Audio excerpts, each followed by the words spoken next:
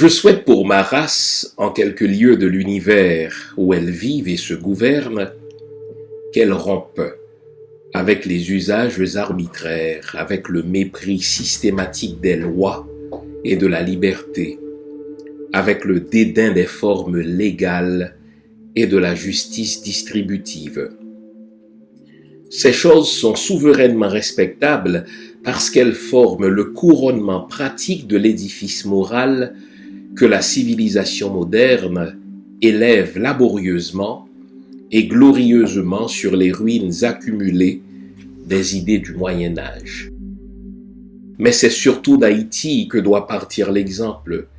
Les Noirs haïtiens n'ont-ils pas déjà fait preuve de la plus belle intelligence et de la plus brillante énergie? Ils se pénétreront bientôt, hommes d'État ou écrivains, jeunes ou vieux, que la régénération du sang africain ne sera complétée que lorsqu'on sera aussi respectueux de la liberté et des droits d'autrui que jaloux de sa propre liberté et de ses propres droits. Car de là sortira pour l'Éthiopien cette auréole qui embellit notre front et le transfigure, la splendeur de la dignité morale, seule noblesse naturelle qui relève et égalise tous les hommes et toutes les races. Digne et fière, intelligente et laborieuse, qu'elle grandisse donc, prospère et monte sans cesse, de progrès en progrès, cette race noire, si pleine de sève et de généreuse vitalité. Pour l'aider dans son ascension, il n'y aura jamais trop d'ouvriers ni trop de dévouement. Aussi est-ce religieusement que je lui apporte mon offrande humble et respectueuse. D'autres feront mieux que moi un jour, mais nul ne sera plus désireux de son relèvement et de sa gloire. Anténor Joseph Firmin de L'égalité des races humaines, anthropologie positive.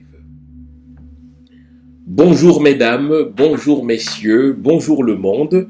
Mise en onde de Junie l'image, caméra Winnie J, microphone le pasteur Jean-Fils Aimé, content de vous retrouver ce dimanche matin pour une autre édition de votre émission Lumière sur le monde. J'espère que vous vous portez bien, j'espère que vous êtes bien disposés à passer cette heure avec nous, heure au cours de laquelle nous allons réfléchir sur une question qui me préoccupe et qui vous préoccupe aussi, je suis sûr. Est-ce que vous vous êtes déjà demandé pourquoi il nous manque si cruellement de modèles vivants? Bien sûr que lorsque nous fouillons dans notre histoire, nous retrouvons des gens dignes d'imitation, nous retrouvons littéralement des héros, nous retrouvons de vaillantes femmes, de vaillants hommes. Mais pourquoi nous manque-t-il si cruellement de modèles vivants? Ce n'est sûrement pas parce qu'il nous manque d'hommes et de femmes intelligents. Ah non. En ceci, nous n'avons rien à envier aux autres peuples. Mais pourquoi, dis-je, avons-nous de la difficulté à proposer des modèles vivants à nos jeunes, des modèles vivants à la nouvelle génération? La plupart de nos légendes sont mortes. La plupart de nos modèles sont dans l'autre monde. Mais pourquoi avons-nous de la difficulté à reconnaître des modèles quand ils sont vivants? Voilà la question à laquelle nous allons tenter d'apporter quelques éléments de réponse. Pour ce faire, nous allons réfléchir à la vie d'un homme qui est connu pour son œuvre littéraire, qui est connu pour son œuvre anthropologique. Cet homme, vous connaissez son nom, c'est Anténor Firmin, l'auteur du maître ouvrage de l'égalité des races humaines, anthropologie positive. La vie de cet homme sera pour nous un prétexte pour réfléchir sur notre incapacité à honorer de leur vivant nos modèles, notre incapacité à reconnaître la compétence de nos modèles, mais de leur vivant. En sorte que le titre de mon émission d'aujourd'hui, c'est « Anténor Firmin » ou « Comment tu es une étoile ». Vous connaissez à ce stade-ci de l'émission le rituel. Je vous invite à vous faire une bonne tasse de thé, à vous faire une bonne tasse de café ou de chocolat chaud, à vous offrir tout ce qui est de nature à vous garder éveillé, car aujourd'hui encore, nous allons nous dire les vraies affaires. On observe ici une pause. Je vous reviens après, c'est promis. À tout à l'heure.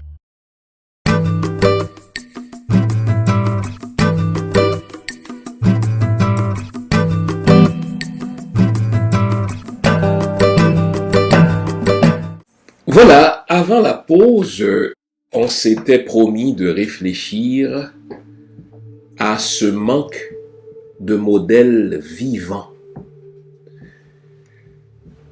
que nous accusons dans nos peuples noirs. Nos modèles, nos légendes sont morts. Et lorsque nous allons en parler, c'est toujours au passé parce que nous n'avons pas toujours su les valoriser de leur vivant, nous n'avons pas toujours su reconnaître leurs compétences de leur vivant. On dirait que la mort a cette vertu de nous permettre de réaliser que tel homme ou telle femme était plus grand ou plus grande que nature. Or, je ne suis pas sûr que ce soit toujours une qualité. Nous devons, en tant que collectivité, cultiver l'art de valoriser les gens, de valoriser nos modèles, pas seulement à leur mort, mais de leur vivant. Eh bien, le prétexte me fut servi par l'anniversaire de Joseph Anténor Firmin, car le 18 octobre dernier ramenait son anniversaire de naissance, un 18 octobre 1850. Joseph Anténor Firmin, quand on entend son nom, quand on évoque justement son nom, eh bien son nom est intimement associé à son livre de l'égalité des races humaines, anthropologie positive, nous allons en parler, mais Anténor Firmin, c'est plus que cela, c'est beaucoup plus que cela. Dans l'émission d'aujourd'hui, nous allons, dans un premier temps, vous présenter quelques éléments biographiques de ce grand homme, de ce grand noir, de ce grand haïtien, de ce grand panafricain, de ce grand humain, point. Anténor Firmin se définissait aussi comme humain.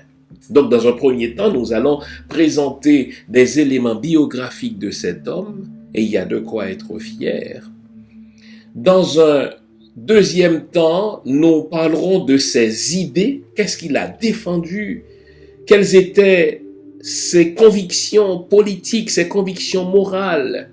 Et enfin, nous réfléchirons à l'héritage de Firmin. Et c'est alors que nous comprendrons plus clairement pourquoi nous avons de la difficulté à avoir des modèles vivants, pourquoi nos légendes sont-elles toutes mortes et que ce n'est qu'à leur mort que nous les admirons, ce n'est qu'à leur mort que nous les glorifions, pour ainsi dire. Eh bien, Joseph Anténor Firmin est né, je l'ai dit, un 18 octobre 1850 dans un quartier pauvre, très pauvre de la ville du Cap-Haïtien qu'on appelle La Fossette. C'est intéressant de souligner cela parce que son origine de pauvre va lui nuire.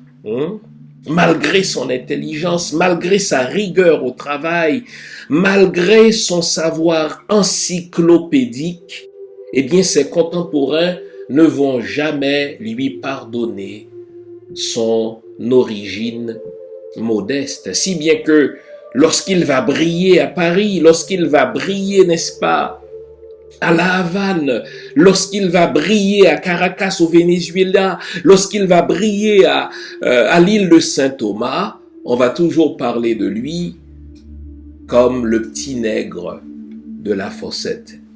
C'est ainsi que ses compatriotes, c'est ainsi que ses contemporains, pour la plupart jaloux, parlaient de lui. Eh bien, cet homme a fait toutes ses études, que ce soit ses études primaires ou ses études secondaires, dans des écoles publiques. Et ces études secondaires ont été effectuées au lycée Philippe Guerrier, qui existe encore. Et on nous dit que cet homme était si brillant que dès l'âge de 17 ans, il est entré dans l'enseignement. Imaginez un mineur, il n'a que 17 ans. Et qu'enseignait-il ? Il enseignait le latin, il enseignait le français, il enseignait le grec. Et ses études classiques, sitôt terminées, il ne s'est pas arrêté là. Il s'est payé le tutorat d'un franco-juif du nom de Jules Neff, diplômé de l'École normale supérieure de Paris, pour parfaire son éducation. C'est ainsi que cet homme va être un brillant polyglotte. Il parlait couramment le français, couramment l'anglais, couramment l'espagnol, couramment l'allemand. En sorte que plus tard, comme on le verra, cet homme va aider même les Allemands à découvrir des philosophes allemands que eux-mêmes n'avaient jamais lus, mais qu'ils ont redécouvert grâce à Joseph Anténor Firmin. Je vous ai dit que c'était un cerveau universel en ce qu'il était en mesure d'appréhender autant de notions littéraires que de notions économiques, par exemple.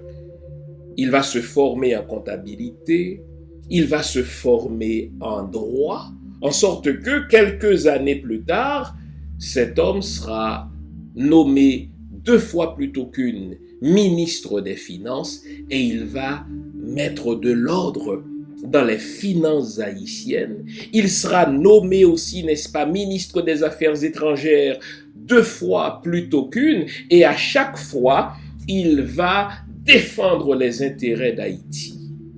Très jeune, Anténor Firmin va s'intéresser à la politique. Il va lancer son propre journal, Le Messager du Nord. Il sera membre d'un parti politique, le Parti libéral, et parce qu'il s'intéresse à la politique, à l'âge de 29 ans, soit en 1879, il sera candidat à la députation. Et quand on compare ceux qui se trouvaient en face d'Anténor Firmin, en matière de compétences, en matière de moralité, la formule qu'on utilisait pour parler d'Anténor Firmin, c'est qu'il était préparé comme pas un.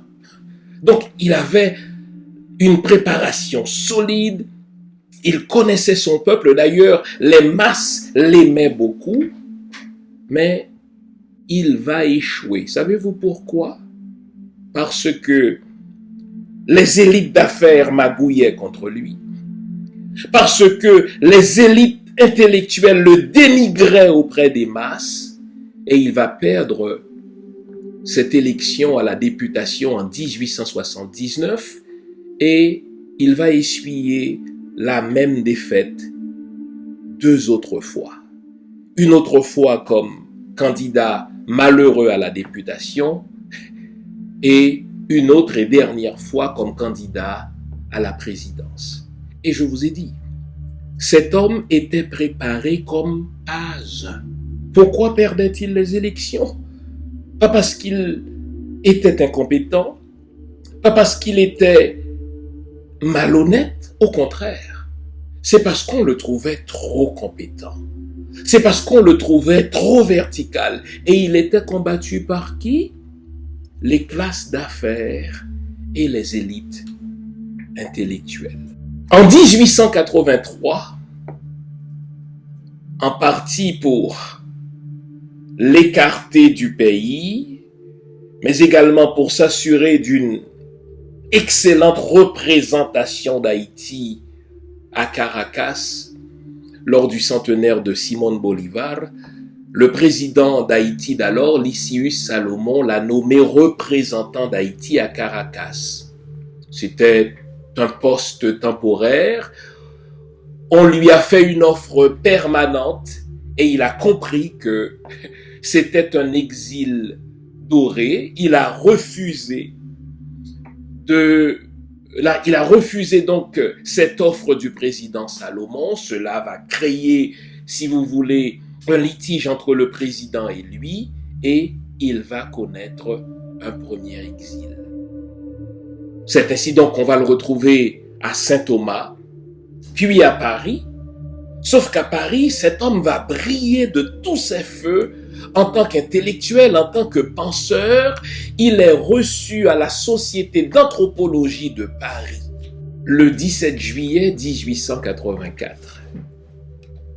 En ce moment, donc à la fin du 19e siècle, à la Société d'anthropologie de Paris, il y a un livre qui fait office de Bible. Il y a un nom qui fait office de pape. Et il y a une idée qui est acceptée comme étant incontestable par tous les savants d'alors. Ce livre, c'est de l'inégalité, enfin l'essai sur l'inégalité des races humaines, écrit par le comte Arthur de Gobineau. Et quelles idées sont-elles défendues dans cet essai? À savoir que scientifiquement, anthropologiquement, historiquement, donc du point de vue des données de la science, il y a une inégalité qui est établie comme une loi d'airain entre les races. À la tête des races humaines trône la race blanche, puis vient la race jaune et au bas de l'échelle, la race noire. Et c'était une idée présentée comme étant incontestable puisque le livre, n'est-ce pas, de Gobineau était publié déjà depuis plusieurs décennies, depuis près de 30 ans.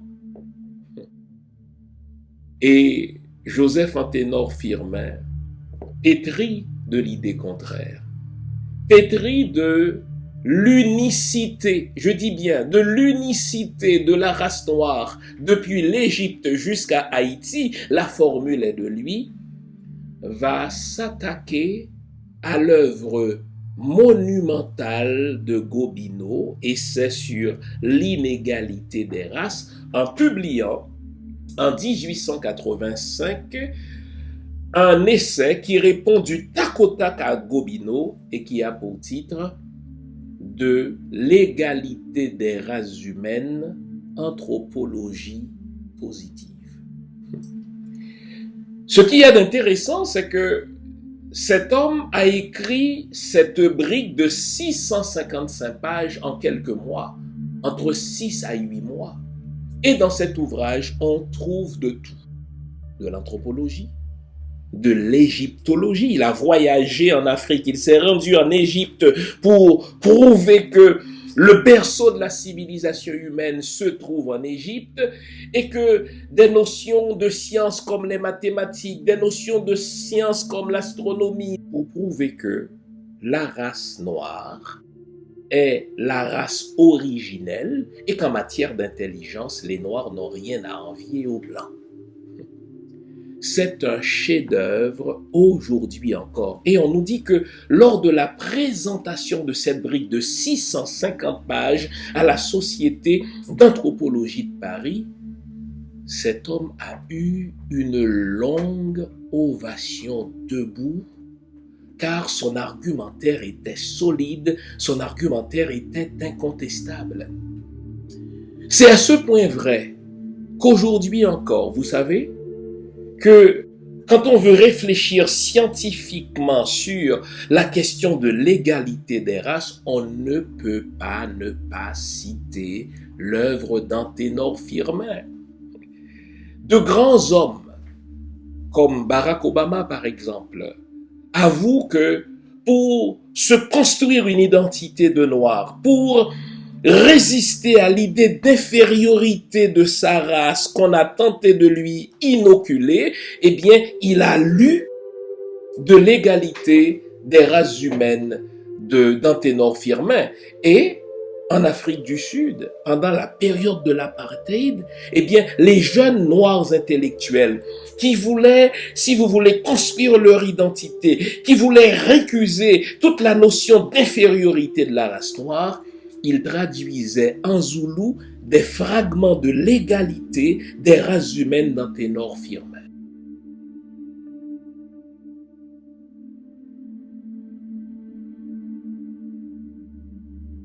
N'oublions pas que nous sommes en 1885. En histoire, la chronologie est importante. 1885, nous sommes donc à la fin du 19e siècle. La colonisation de l'Afrique par l'Europe chrétienne bat son plein.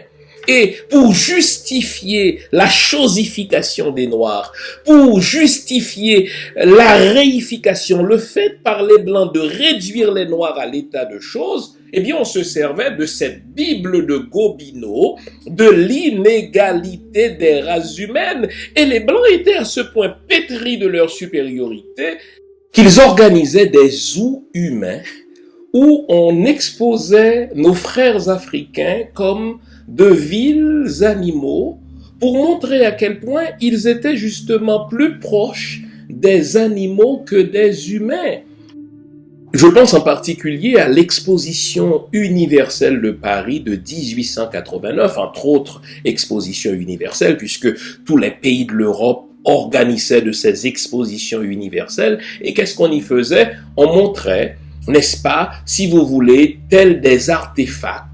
Les Africains, ils étaient dans des cages, ils étaient enchaînés, ils faisaient le clown comme de vulgaires animaux. Et qu'est-ce qu'on voulait démontrer? C'était justement que les Blancs se trouvaient dans une classe à part, mais que les Noirs se trouvaient littéralement dans une classe inférieure, plus près des animaux que des humains. Et tous les pays de l'Europe se sont trempés dans cette affaire. Et sur quoi se basait-il? Eh bien, sur le livre de Gobineau, lequel Gobineau croyait avoir établi scientifiquement, grâce à la dimension des cerveaux, grâce, n'est-ce pas, à des données d'histoire, grâce à des données d'anthropologie. Gobineau pensait qu'il venait d'établir incontestablement que les races sont inégales du point de vue de la morale, que les races sont inégales du point de vue de l'intelligence. En sorte que, quand Anténor Firmin a publié en 1885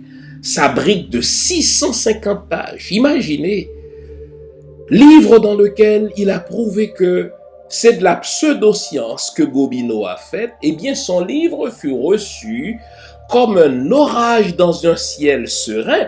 Et devant la solidité de son argumentaire, devant l'encyclopédie des savoirs qu'il a utilisés, eh bien on lui a offert une ovation debout à la Société d'anthropologie de Paris. Imaginez des Blancs pétris de notions de racisme, des Blancs racistes qui, pour la plupart, n'est-ce pas, avaient des actions dans les sociétés de colonisation de l'Afrique, qui n'avaient pas le choix que de se lever pour applaudir ce brillant cerveau, cet érudit. Et ceux qui ont pris des notes nous ont dit que cet homme a eu une ovation debout de près d'une demi-heure. Imaginez un tonnerre d'applaudissements pour accueillir ce livre qui eut, sans mauvais jeu de mots, l'effet d'un tonnerre dans un ciel serein.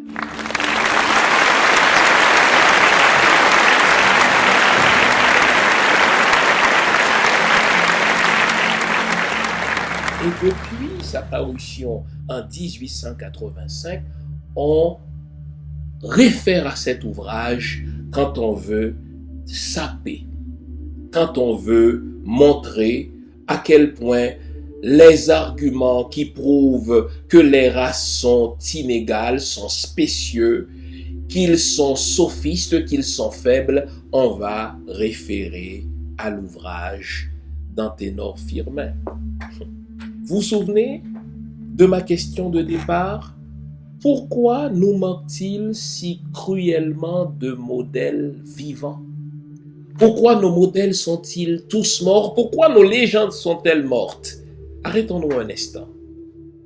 Tandis que de partout, on applaudissait l'œuvre d'Anténor Firmin. À Paris, il était applaudi, son nom était cité de partout. Nos frères, n'est-ce pas, qui s'intéressait aux choses intellectuelles. Nos frères africains vont le découvrir par la suite. Mais en Haïti, vous savez quoi? Ses propres compatriotes haïtiens disaient d'Anténor Firmin qu'il n'y a rien de personnel dans son livre. On est allé jusqu'à remettre en question sa paternité du livre, en sorte qu'on disait de lui l'auteur présupposé d'un livre qui s'intitule « De l'égalité des races humaines, anthropologie positive ». Ça fait mal. Ça fait mal, et vous allez voir que c'est une constante dans la vie de cet homme. Et cet homme, en fait, c'est un exemple du sort qui est réservé aux gens compétents dans nos pays. Souvent, les gens compétents dans nos pays sont combattus pas par les masses qui les aiment. Les gens compétents dans nos pays sont combattus par les élites intellectuelles, par les élites d'affaires qui vont tout simplement servir d'instruments aux tuteurs internationaux. Il fut à ce point combattu par les élites de son propre pays que cet homme va vivre plusieurs exils. Tantôt on va le retrouver à Saint-Thomas, d'autres fois on va le retrouver à Paris, sinon qu'ailleurs. Et pourtant, quand un étranger le rencontre, quand ton frère latino-américain le rencontre, on voit en lui l'un des plus grands cerveaux que l'humanité n'ait connu.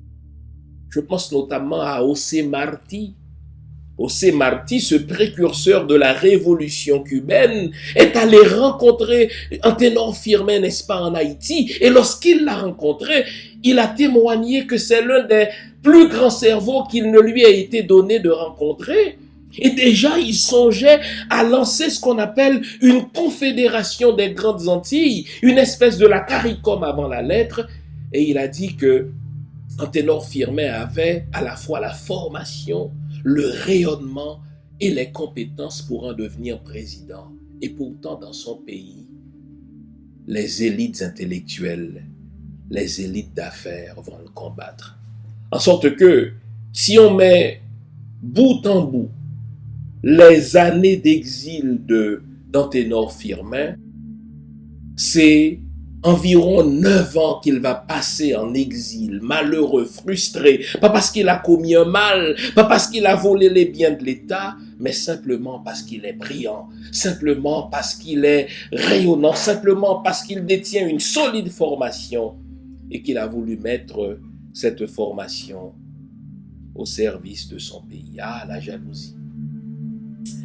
Cette peste qui nous empêche de collaborer avec les plus capables pour le relèvement et le rayonnement de nos peuples. Ah, la jalousie, cette peste qui nous empêche d'avancer collectivement.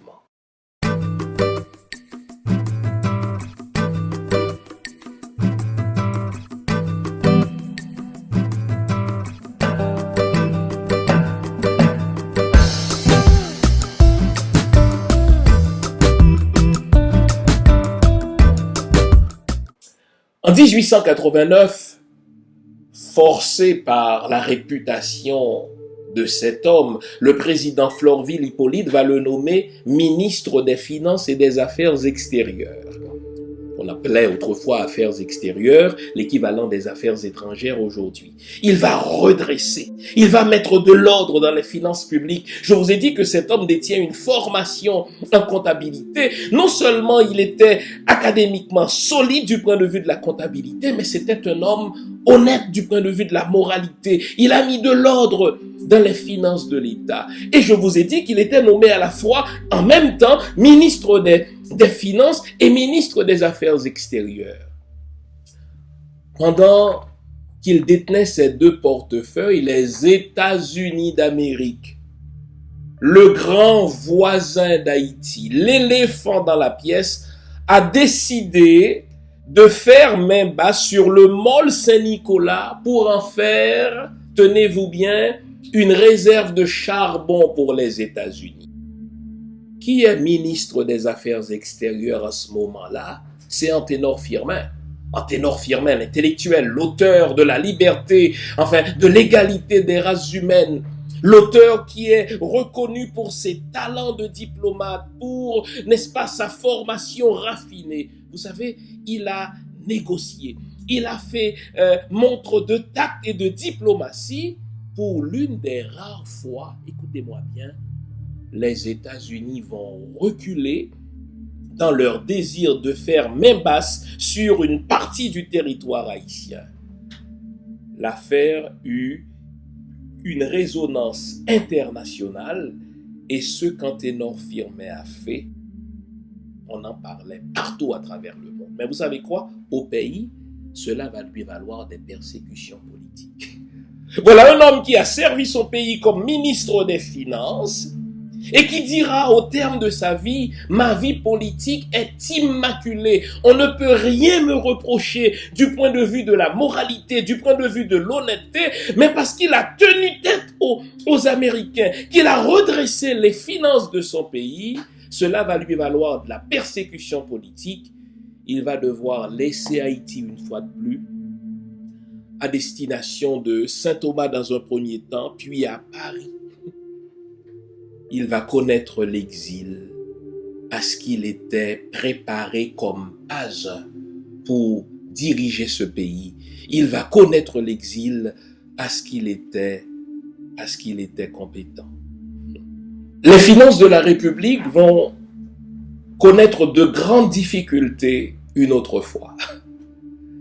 C'est sous la présidence de Tiresias Simon-Sam, qui lui fut président d'Haïti de mars 1896 à mai 1902, et devant les grandes difficultés des finances publiques, on a dit au président Simon-Sam, un seul homme peut redresser la barre des finances publiques, il s'appelle Anténor Firmin. Et l'homme est à ce point disposé à servir son pays qu'il est entré de l'exil pour servir une fois de plus, donc pour la deuxième fois, comme ministre des Finances et comme ministre des Affaires étrangères. Et là encore, il réussit à mettre de l'ordre, n'est-ce pas, dans les finances de l'État. Il réussit à faire du cabinet gouvernemental, n'est-ce pas, un cabinet respectable du point de vue de la compétence, du point de vue, n'est-ce pas, de la moralité publique. Vous savez quoi? Les élites intellectuelles vont encore magouiller contre lui. Il va devoir laisser le pays une autre fois. À la démission du président Sam, Anténor Firmin se dit, maintenant que j'ai fait montre d'un homme compétent, maintenant que ma réputation n'est plus à faire tant à l'étranger qu'au pays, j'ai servi, n'est-ce pas, comme ministre des Finances et comme ministre des Affaires étrangères 2 fois plutôt qu'une. J'ai été, n'est-ce pas, ambassadeur d'Haïti à Paris. J'ai représenté le pays à des conférences internationales. Enfin, les élites vont oublier, n'est-ce pas, ce qu'elles avaient contre moi en termes de jalousie. Elles vont me laisser une chance dans mon désir de servir le pays. L'occasion lui fut offerte en 1902 de poser sa candidature comme président d'Haïti. Du point de vue strictement humain, on pourrait s'imaginer que la chose allait lui être facile puisqu'en face d'Anténor Firmin se trouvait un autre candidat du nom de Nor Alexis, un vieillard de 80 ans, un primaire du point de vue de l'instruction. Et vous savez quoi? Dans cette joute électorale qui va opposer le très compétent Anténor Firmin, le très réputé Anténor Firmin, le très célèbre Anténor Firmin à ce vieillard de 80 ans qu'est Nor Alexis, ce primaire du point de vue de l'éducation, vous savez quoi? Je vous le donne en 1000. La communauté internationale, pour utiliser un terme d'aujourd'hui, les États-Unis d'Amérique vont magouiller dans les élections pour imposer Nor Alexis.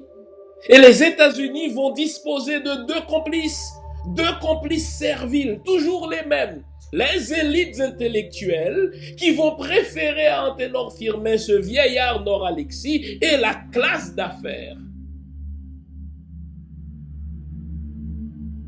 Anténor Firmin va se retirer une fois de plus, en exil.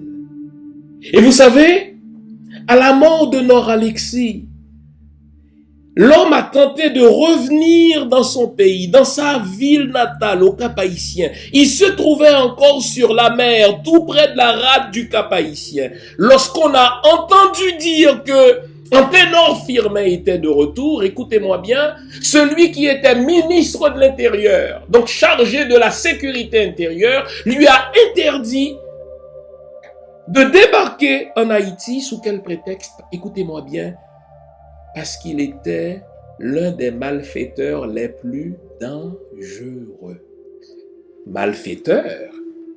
Oui, parce qu'il était compétent. Malfaiteur? Oui, parce qu'il était vertical. Malfaiteur parce qu'il était prêt à négocier d'égal à égal avec le grand voisin du Nord. Et vous savez, lorsque je réfléchis sur la vie d'Anténor Firmin, je vois dans la vie de cet homme comme un paradigme de ce qui est réservé aux leaders de nos pays d'afro-descendants, de nos pays, n'est-ce pas, constitués en majorité de Noirs. Quand on est compétent, on devient un ennemi. Quand on est formé, qu'on ne veut pas, n'est-ce pas, se soumettre aux dictats de l'international, quand on ne veut pas, n'est-ce pas, se compromettre avec les élites intellectuelles, avec les élites d'affaires, on devient un ennemi, un malfaiteur dangereux. Notre méfait, c'est notre compétence. Notre méfait, c'est notre rayonnement. Notre méfait, c'est notre intelligence.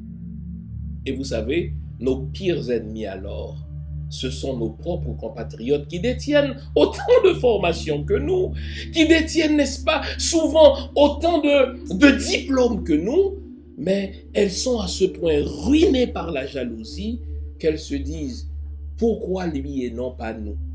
Réfléchissons un instant.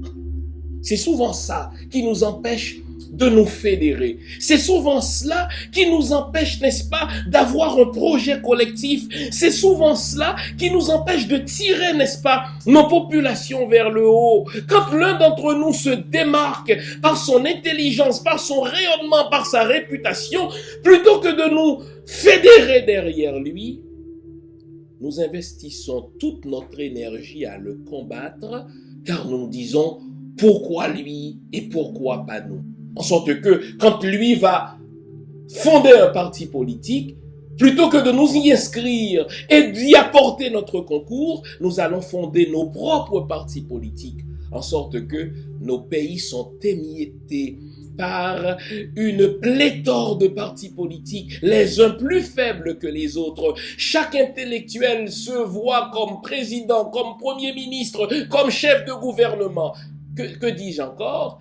Et plutôt que de nous fédérer pour tirer nos populations vers le haut, nous voilà qui investissons toute notre énergie à nous combattre les uns les autres. Vous notez une chose? On a préféré à Anténor Firmin le vieillard Nor-Alexis. Mais quand on dit on, notez bien, les États-Unis, ici, métaphore pour la communauté internationale, la classe d'affaires, qui s'imaginait que cet homme de 80 ans allait être plus malléable, plus manipulable que le très éclairé Anténor Firmin, mais les élites intellectuelles par jalousie. Chez nous, les amis, je ne sais pas pour vous, mais en tout cas chez nous, les intellectuels ne supportent pas les intellectuels qui se lancent en politique. Quand l'un d'entre eux va réussir, plutôt que de l'aider à réussir, on crée d'autres partis politiques. Nous préférons affaiblir ceux qui sont préparés plutôt que de nous unir à eux pour faire avancer nos pays.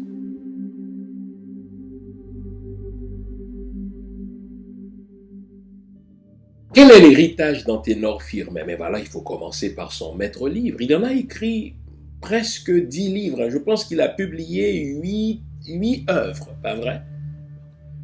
Mais dans son de l'égalité des races humaines, eh bien, il fait la démonstration que l'intelligence n'a pas de race, l'intelligence n'a pas de frontières, mais que la race noire est singulière. Et vous savez quoi? il s'est servi d'exemples de personnages qui sont tirés soit de l'Égypte ou de l'histoire d'Haïti. Il va camper le portrait de Toussaint Louverture pour nous dire, écoutez, quand on voit les prouesses de Toussaint Louverture, quand on voit son intelligence, quand on voit ses réalisations, qu'est-ce que Toussaint Louverture aurait à envier à un Napoléon Bonaparte, par exemple? Rien. Donc, l'héritage d'Anténor Firmin, c'est de dire qu'il n'y a pas de race inférieure, que chaque peuple, chaque communauté, chaque collectivité va suivre sa propre trajectoire en fonction de ses contraintes géographiques, en fonction de ses contraintes historiques, mais qu'il n'y a pas lieu de parler de supériorité ni d'infériorité. Un deuxième élément important dans l'héritage d'Anténor Firmin, c'est sa verticalité. Je vous ai dit que cet homme négociait en tant que diplomate, en tant que chef de la diplomatie haïtienne, en sa qualité de ministre des Affaires extérieures. Cet homme a négocié avec le vice-amiral des États-Unis, n'est-ce pas, d'homme à homme. Et il a fait reculer les États-Unis lorsque ces derniers ont voulu faire main basse sur le Mall Saint-Nicolas. Nos politiciens d'aujourd'hui auraient pris la poudre d'escampette en se disant au nom d'un pragmatisme, de toute façon, ce sont les États-Unis d'Amérique, c'est une grande puissance, que pouvons-nous en tant que petit pays devant ce géant, devant cet éléphant? Non. Anténor Firmin ne souffrait pas de ce complexe. Anténor Firmin était pétri de l'intime association qui existe entre démocratie et justice sociale. Pour Anténor Firmin, la démocratie ne consiste pas seulement à jeter un vote dans une urne. La démocratie, c'est le droit de s'éduquer. La démocratie, c'est le droit de travailler. La démocratie, n'est-ce pas, c'est la justice sociale. Aujourd'hui, la communauté internationale se fout de nos populations en nous faisant croire qu'il y a démocratie quand nos peuples africains ou haïtiens ou antillais vont voter et que même si ce vote n'est associé à rien d'autre en termes de justice sociale, on a la démocratie quand il y a des élections. Anténor Firmin a dit que non. Il n'y a pas de démocratie sans démopédie, justement. C'est le mot qu'il a forgé. Il n'y a pas de démocratie si la population est privée du pain de l'instruction. Il n'y a pas de démocratie s'il n'y a pas de justice sociale. Donc vous voyez comment cet homme est actuel. Vous voyez comment, n'est-ce pas, la pensée d'Anténor Firmin est, si vous voulez, est pertinente. Ah oui. Quatrième élément de l'héritage d'Anténor Firmin, c'est la moralité publique. Vous savez, cet homme refusait de dissocier la politique de la moralité publique. Il y a des gens qui s'imaginaient que la politique, c'est un jeu de ruse. Il y a des gens qui s'imaginaient que la politique, c'est un jeu de tricherie. Non, pour Anténor Firmin, la politique, c'est un art noble. L'art de servir une population, l'art de servir une collectivité. Et cet art et cette science, car pour Anténor Firmin, c'est les deux, doit être accouplé à la moralité publique. Donc tu ne peux pas faire de la politique quand tu es accusé de corruption, tu ne peux pas faire de la politique quand tu es accusé de malhonnêteté. Voilà pourquoi cet homme fut combattu par les élites intellectuelles, car elles ne voyaient pas la chose de cet œil. Il faut qu'il y ait une adéquation entre la politique publique et la moralité publique. Il est l'un des rares hommes à pouvoir écrire au terme de sa vie, ma vie politique est immaculée. Oh là là. Il a été constitutionnaliste, il a été ministre des Finances. Imaginez, ministre des Finances, il détenait le portefeuille de la collectivité. Il était, n'est-ce pas, député. Et pourtant, il a dit, ma vie politique est immaculée. Et aujourd'hui encore, on n'a rien à reprocher à Anténor Firmin. Cinquième élément de l'héritage d'Anténor Firmin, c'est la compétence en politique, oui. En ceci, et je vais peser mes mots, écoutez-moi bien, Anténor Firmin était un aristocrate du savoir. Qu'est-ce que ça veut dire? Dans son étymologie, l'aristocratie, c'est un gouvernement par les meilleurs. Il croyait qu'une collectivité devait être gouvernée par les meilleurs éléments de cette collectivité. Les meilleurs éléments en termes de compétences, les meilleurs éléments en termes de moralité publique. Il disait que la politique n'était pas un jeu et qu'on ne pouvait pas y accueillir n'importe qui allait faire de l'improvisation.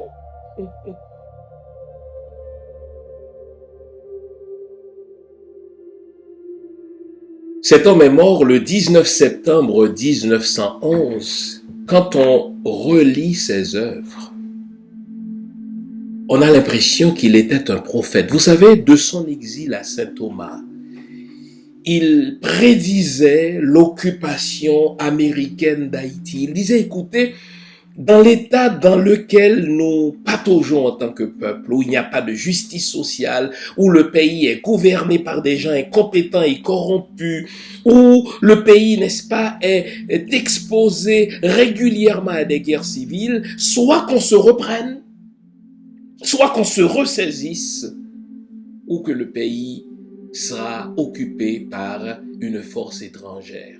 Et il avait vu juste, puisque les Américains vont occuper le territoire haïtien entre 1915 et 1934. Mais même si l'occupation américaine officiellement a pris fin en 1934, soyons clairs, ni la communauté internationale, ni les États-Unis n'ont jamais laissé Haïti, puisque ce sont les Américains et c'est la communauté internationale qui dicte, n'est-ce pas, nos élus, que ce soit au niveau du Parlement, mais sûrement au niveau de la présidence. Sixième élément de l'héritage de Firmin, c'est l'unité. C'est l'unité. Firmin était dénigré, il était ridiculisé par les élites intellectuelles de son temps. Vous savez ce qu'on lui reprochait? Son origine sociale.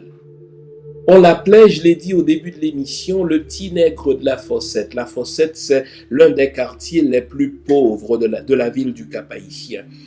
On reconnaissait sa formation, on reconnaissait sa rigueur intellectuelle, on reconnaissait son rayonnement international, mais on n'arrivait pas à lui pardonner son origine. Pourquoi lui? Lui qui pourtant vient d'un quartier pauvre. Mais il pardonnait à chaque fois à ceux qui le blessaient, à ceux qui le dénigraient. Au nom de quoi? Au nom de l'unité. Car il se disait, sans l'unité de la collectivité, sans l'unité du peuple, nous n'irons nulle part. Septième élément de l'héritage d'Anténor Firmin, c'est la vie internationale. Anténor Firmin, précisément parce qu'il était conscient de l'unicité des peuples noirs, eh bien, nous invitait à ne pas nous isoler, nous invitait à participer à la vie internationale sans complexe, à participer à la vie internationale de manière horizontale avec les autres, car nous n'avons rien à leur envier. Il fallait, nous recommandait-il, faire commerce avec eux. Il fallait, n'est-ce pas, coopérer avec eux dans une véritable coopération. Anténor Firmin, huitième élément de son héritage, c'est l'un des pères du panafricanisme.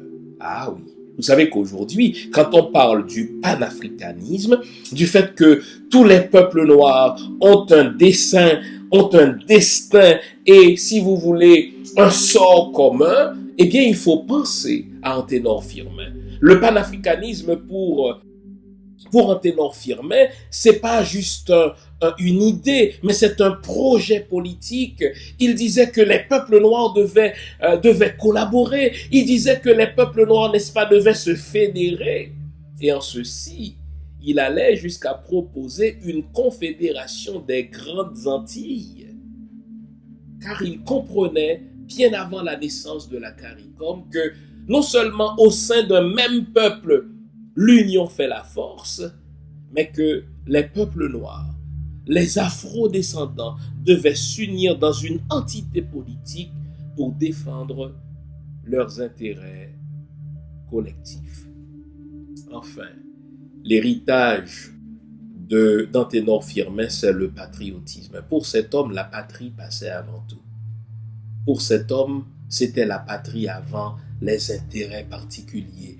Pour cet homme, c'était la patrie avant les mesquineries. Pour cet homme, la patrie, n'est-ce pas, valait tous les sacrifices.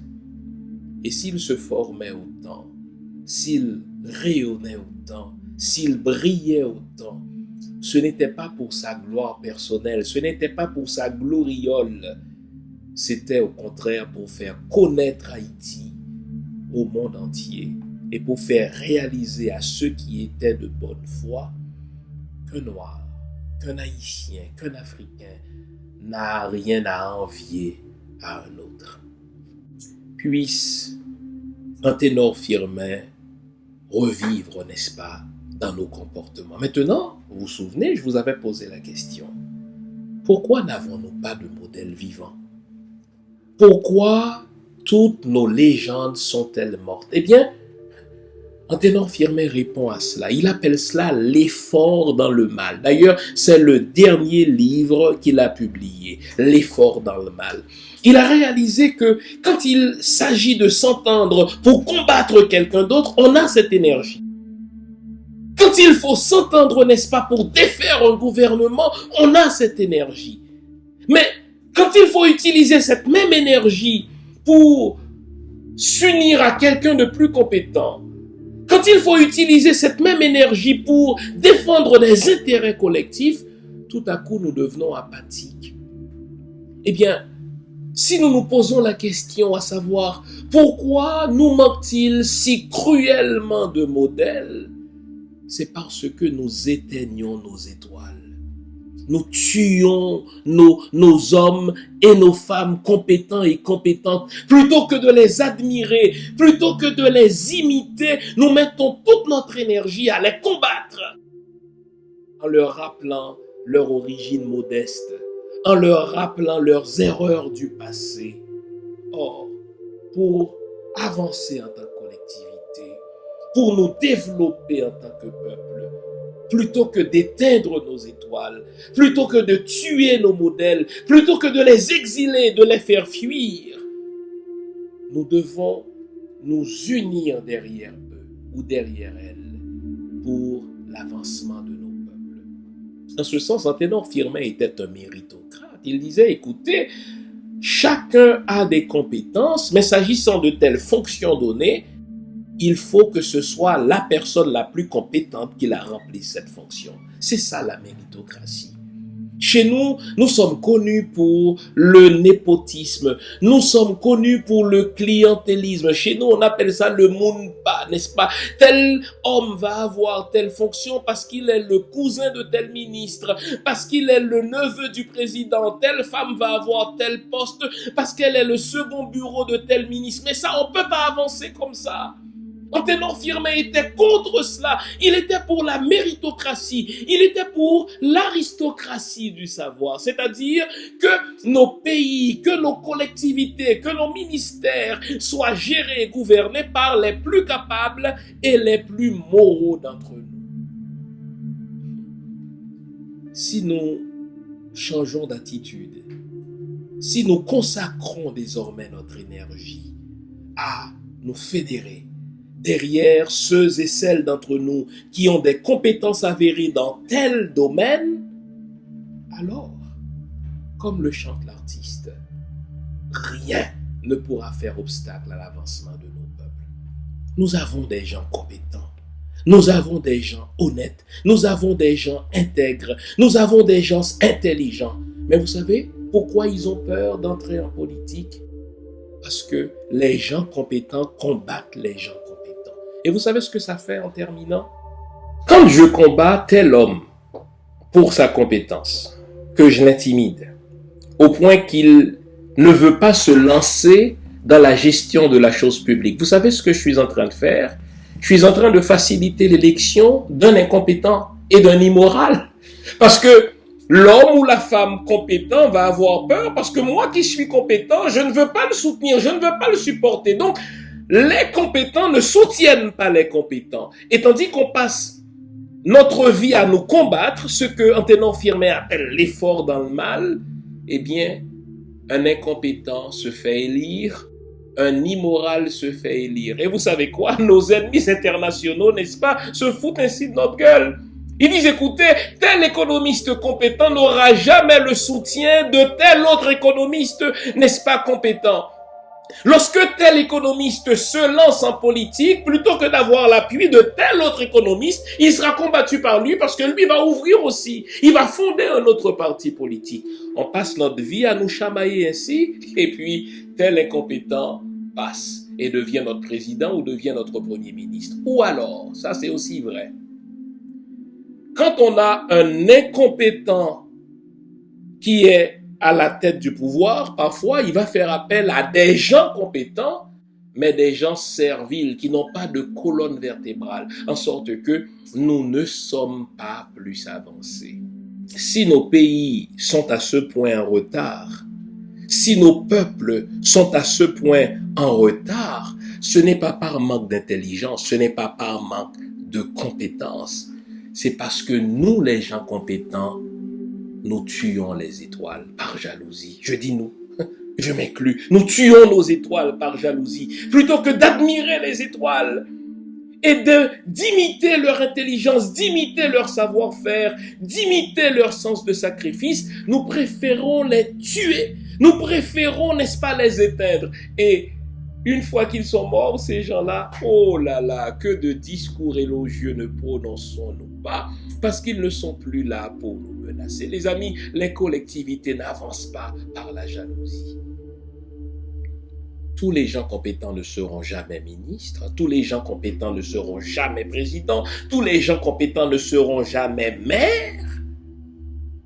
Mais s'ils sont patriotes, ces gens compétents, ils vont placer la patrie au-delà de leur petite personne. Ils vont placer la patrie au-delà de leur mesquinerie. Et ils vont se mettre derrière celui ou celle qui veut se lancer en politique. Si nous sommes prêts à faire cela, cela va barrer la route aux gens incompétents et cela privera nos tuteurs internationaux d'un outil historique. Vous savez c'est quoi cet outil? Nous dresser les uns contre les autres pour nous imposer soit des gens serviles ou des gens incompétents.